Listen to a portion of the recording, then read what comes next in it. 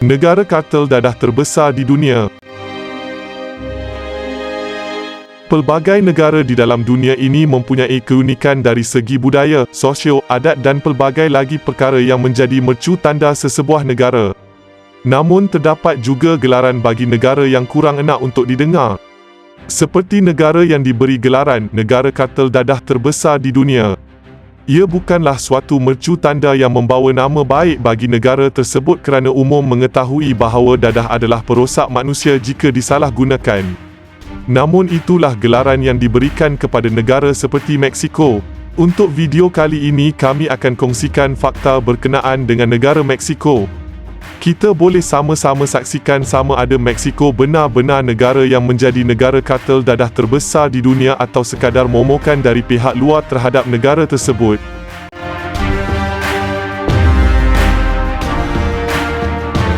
Asal negara Meksiko.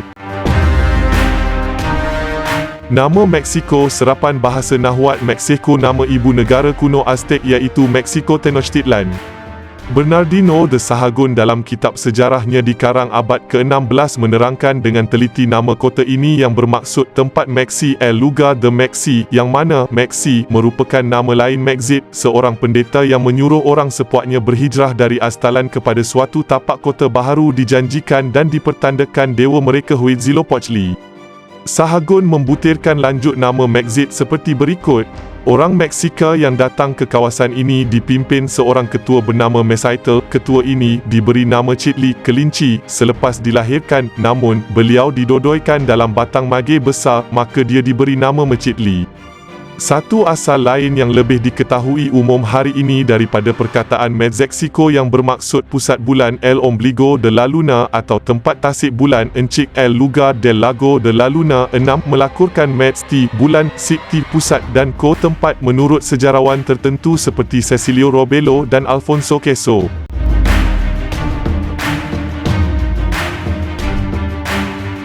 Sejarah.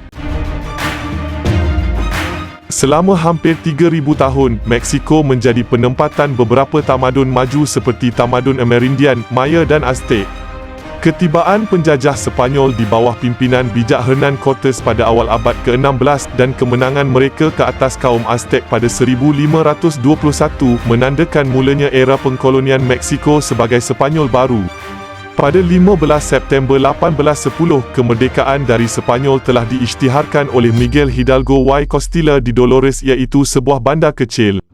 Ini merupakan titik permulaan peperangan untuk kemerdekaan yang dikenali sebagai Perang Kemerdekaan Meksiko atau Mexican War of Independence yang berakhir dengan kemerdekaan pada 1821 dan pembentukan Empayar Meksiko yang pertama. Selepas merdeka, kesemua negara di Amerika Tengah kecuali Chiapas bersetuju untuk tidak menjadi sebahagian anggota empayar ini. Selepas kejatuhan Empayar Meksiko ke tangan pihak Republikan di bawah pimpinan Antonio López de Santa Anna, Republik yang pertama telah dibentuk dengan Guadalupe Victoria sebagai presidennya yang pertama. Di bawah pemerintahan Santa Anna, penduduk di bahagian Texas iaitu di Coahuila dan Texas telah memberontak dan menuntut kemerdekaan daripada kerajaan Meksiko.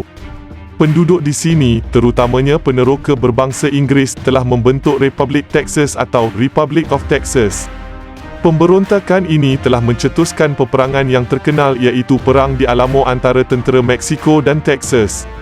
Akhirnya pada 1836, Texas mendapat kemerdekaan dan Republik Meksiko semakin mengecil. Pada 1840-an, negara ini telah diceroboh oleh Amerika Syarikat yang mengakibatkan kehilangan wilayah yang amat besar, termasuklah Alta California, Arizona, Nevada, Utah dan New Mexico. Pada 1860-an negara ini sekali lagi diceroboh, kali ini oleh bala tentera Perancis yang ingin menaikkan Archduke dari Austria Ferdinand Maximilian sebagai Maharaja Meksiko dengan sokongan paderi Katolik dan golongan Kriol yang konservatif.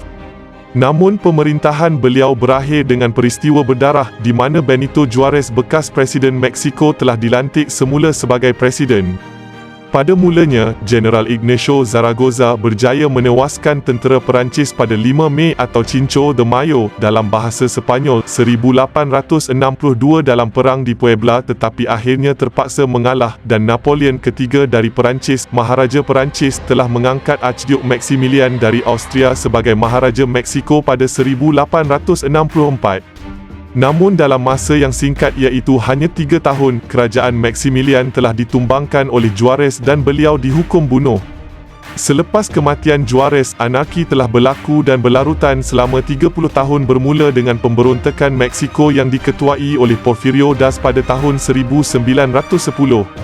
Tokoh-tokoh yang terkenal sewaktu pemberontakan Meksiko termasuklah Francisco I. Madero, Venustiano Carranza, Pancho Villa, Alvaro Obregón, Victoriano Huerta, dan Emiliano Zapata. Puak pemberontak telah menewaskan tentera persekutuan, tetapi mereka terpaksa menghadapi pergolakan dalaman dan negara berada dalam keadaan konflik selama 2 dekad lagi. Sebaik sahaja pemberontakan berakhir pada 1930-an, Parti Institusi Revolusi PRI mengambil alih pucuk pemerintahan dan berkuasa selama 70 tahun hinggalah akhir abad ke-20. PRI merupakan suatu barisan yang terdiri daripada beberapa kumpulan pemberontak yang inginkan pertandingan politik berjalan secara aman. Pada Julai 2000, Parti Tindakan Nasional PAN yang dipimpin oleh Vicente Fox Quesada telah berjaya merampas negara ini dari PRI melalui pilihan raya yang bebas. Krisis pertama yang dihadapi oleh Presiden Fox ialah pemberontakan di Chiapas oleh Puak Ejército Zapatista The Liberation National EZLN. Chiapas merupakan negeri yang termiskin di Meksiko dan pemberontakan telah bermula sejak 1994. Sebaik sahaja beliau diangkat sebagai presiden, dia telah mengarah semua askar segera berundur dari negeri tersebut. Sekatan jalan raya juga ditarik balik dan pangkalan tentera di sana telah ditutup. Setahun selepas itu, satu perjanjian damai telah dibuat dengan puak pemberontak EZLN. Di samping itu, Presiden Fox terpaksa berhadapan dengan masalah polis di negara ini yang terkenal dengan gejala rasuah. Ini ditambah pula dengan kadar jenayah yang amat tinggi terutamanya di Mexico City merupakan masalah yang utama di negara ini. Pada 23 Mac 2005, satu perjanjian perkongsian keselamatan dan kemewahan Amerika Utara telah ditandatangani oleh Vicente Fox. Sepanjang pilihan raya 2006, PRI telah ternyata semakin lemah dan jatuh menjadi kuasa politik ketiga terbesar menurut bilangan kerusi dalam Dewan Perwakilan Chamber of Deputies selepas PAN dan Parti Demokratik Revolusi. Dalam pilihan raya Presiden, Felipe Calderón daripada PAN adalah diisytiharkan pemenang dengan kelebihan undi yang cukup nipis ke atas Andrés Manuel López Obrador daripada Parti Revolusi Demokratik PRD. López Obrador, bagaimanapun, telah mempertikai keputusan pilihan raya tersebut dan berikrar untuk mewujudkan satu kerajaan alternatif di Meksiko.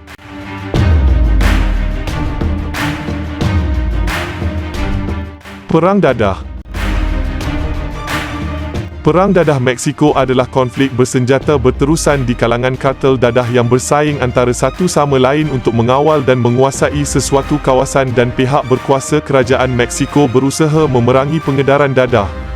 Walaupun kartel dadah Meksiko atau organisasi pengedaran dadah telah wujud selama beberapa dekad, mereka menjadi lebih kuat sejak kematian kartel Cali Colombia dan kartel Medellin pada tahun 1990-an.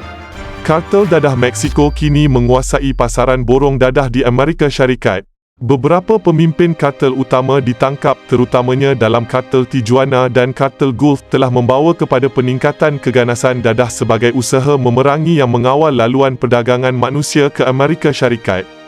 Jabatan Keadilan Amerika Syarikat pendapatan jualan haram dadah meningkat dari $13.6 bilion kepada $48.4 bilion setiap tahun. Pengedar dadah Meksiko menyeludup wang kembali ke Meksiko dalam kereta dan trak, berkemungkinan disebabkan oleh keberkesanan usaha-usaha AS memantau pemindahan wang elektronik.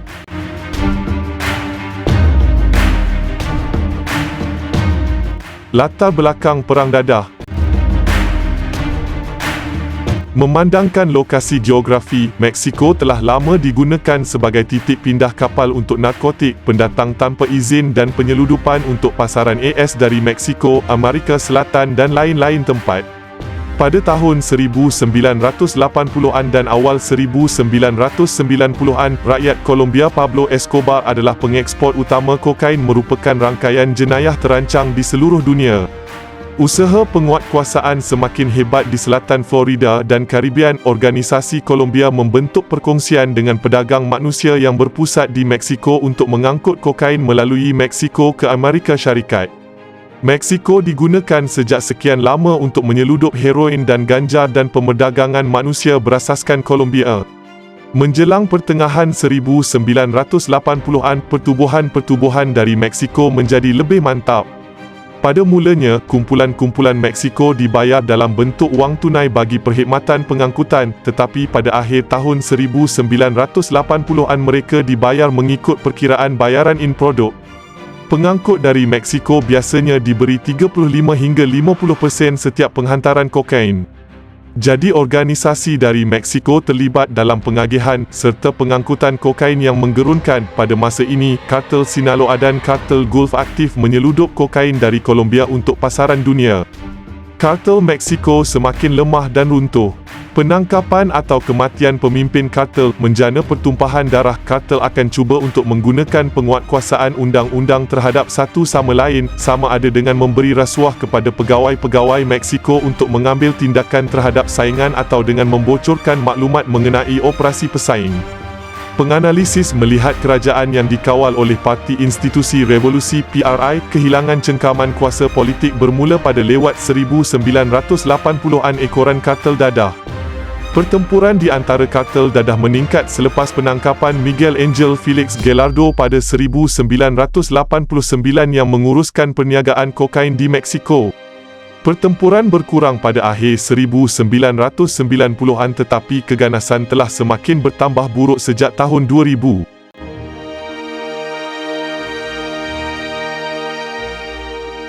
Kartel Meksiko. Miguel Angel Felix Gallardo atau Kelly adalah kartel dadah Meksiko. Dia digelar The Godfather. Tahun 1980-an dia mengawal semua perdagangan dadah secara haram di Meksiko dan koridor di seluruh sempadan Meksiko Amerika Syarikat. Beliau bermula dengan penyeludupan ganja dan candu ke Amerika Syarikat. Felix Gallardo menjadi manusia perantara untuk kartel Medellin yang dijalankan oleh Pablo Escobar. Dia menubuhkan infrastruktur berasaskan Colombia. Tiada sebarang kartel pada masa itu di Meksiko. Felix Gallardo adalah Raja Dadah Meksiko. Beliau menyelia semua operasi. Felix Gallardo mengekalkan profil yang rendah. Tahun 1987, beliau berpindah bersama keluarganya ke Bandar Guadalajara. Menurut Peter Del Scott, kartel Guadalajara menikmati perlindungan daripada DFS di bawah Miguel Ketua Nassar Haro, CIA Aset. The Godfather telah menswastakan perniagaan dadah Meksiko apabila menghantar melalui bawah tanah. Operasi utama di sebuah rumah di Resort Acapulco, laluan Tijuana dikawal oleh Arellano Felix bersaudara. Laluan Ciudad Juárez diserahkan kepada keluarga Carrillo Fuentes Miguel Charo Quintero di Koridor Sonora. Kawalan Matamoros, Tamaulipas Koridor diserahkan kepada kartel Gulf. Sementara itu, Joaquin Guzman Loera dan Ismael Zambada Garcha beroperasi di pantai Pasifik menjadi kartel Sinaloa. Guzman dan Zambada membawa veteran Hector Luis Palma Salazar kembali ke pangkuan. Felix Gallardo berjaya ditangkap pada 8 April 1989.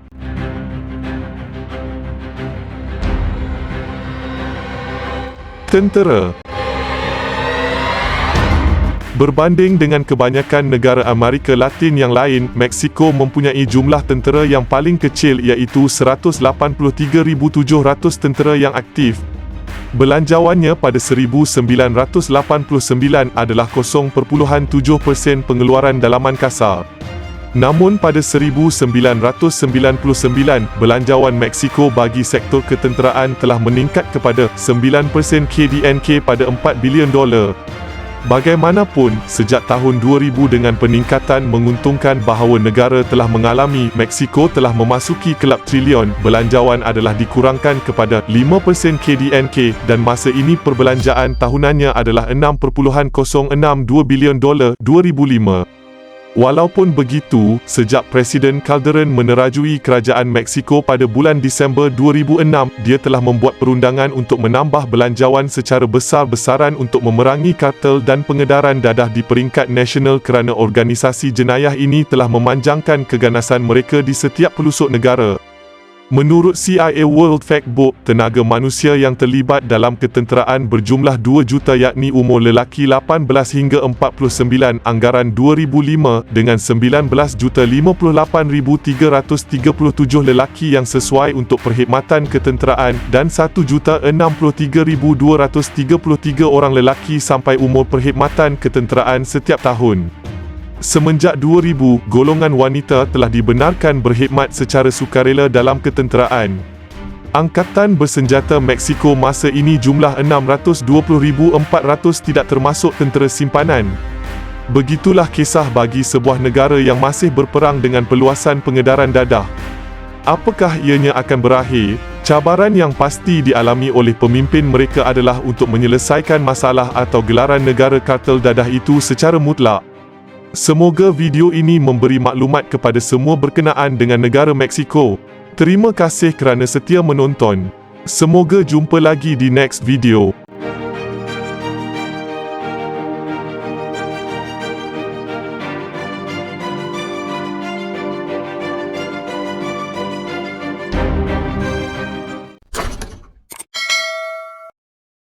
Senpai.